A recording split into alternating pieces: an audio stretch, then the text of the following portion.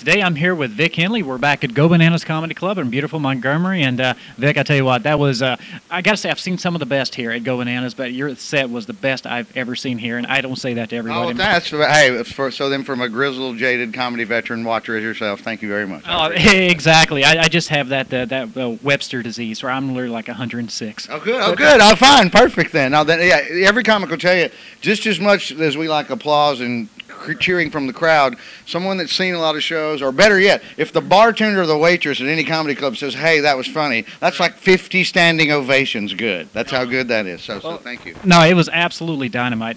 And I got to say, like, half of your set, at least half of your set, wasn't really something that was scripted. It wasn't like your greatest hits that you went back to. It was like pointing out this guy and pointing out this guy. Well, when it's smaller, when it's a little bit smaller, it's a little more intimate, I'm going to talk to them more. It is a live show, and I always talk to the crowd some, even when it's sold out. But if it's sold out, you might get 5-10 minutes out of 45 or 50 minutes. But if it's smaller, then you might get a 50-50 breakdown. It just depends. And then sometimes I'm not going to lie and say, sometimes it looks like I ad-libbed it, and I didn't. So it's just the way I work, because I don't do things in the same order every single time. Sure. If you switch the order up, if you're a musician, you know a lot of songs to play, and you kind of go this way and that way, and then interact a little bit here and interact a little bit there, it'll create a more of a, oh my God, he's making it all up! And it's kind of not that. But it's your style lends itself to people thinking that. But it's fun. It keeps me sharp. I couldn't do it the same way every single time. That would bore me to death. No, I believe it too. And I read online that you're like doing this like 40 weeks a year. Is that right? Well, I used to, not as much. Every year's different. Every year's different now. So,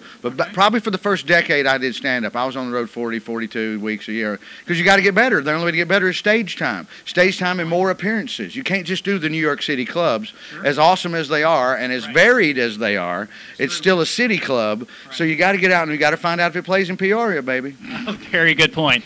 Now, we've interviewed a lot of comedians on here. I don't think I've ever interviewed a national best-selling author, co-author of a book. What was that like? Foxworthy's Games Rednecks Play, and that's easy. That was like getting to hang out with your buddies and paid money to laugh and do nothing. We couldn't believe that everyone said, they're going to give you money for this. And he called me on the phone one day and goes, come over. So I would go over to behind his house in L.A. He converted the garage to an office. And so we'd sit out in the office for 2 or 3 hours a day and drink beers and BS and talk, and every now and then get up and write something on a legal pad. And then we eventually turned it all in. Sign me up for that. Well, yeah, that was a long time ago, though. It's harder. It's harder now, but...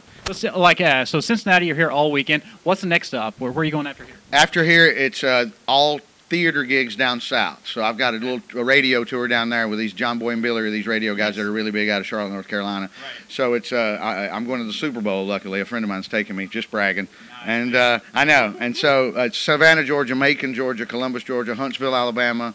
And then I'm also off to Iowa and Omaha, Nebraska. So it's about 5 or 6 weeks in a row. And can we check all that on your website? Yes, VicHenley.com has all my dates on them. VicHenley.com. VicHenley.com. All right, so what's next for Vic Henley then? It was like I said, you're doing the stand-up. I read online you want to get into acting. You've written a book. So what do you next, stand-up is always going to be what I do most because it's what I do best. And so it'll afford you some other opportunities to try some different stuff.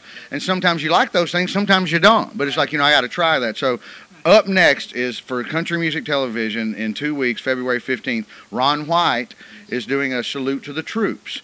And it's at the Grand Ole Opry in Nashville. Me, Ron White, Lewis Black, Kathleen Madigan, and Rascal Flatts. Intelligent, someone witty, and who I can really relate to. So I just want to say thank you. No, hey, buddy, I live in New York for 25 years, but I sound like this. So I'm always the blend of I'm urban hillbilly. And so there'll always be, I hope, to represent the good Southern stuff, and then the rest of it too is a more broad kind of international politics, religion, whatever. So you're welcome. All right, everyone, Vic Henley.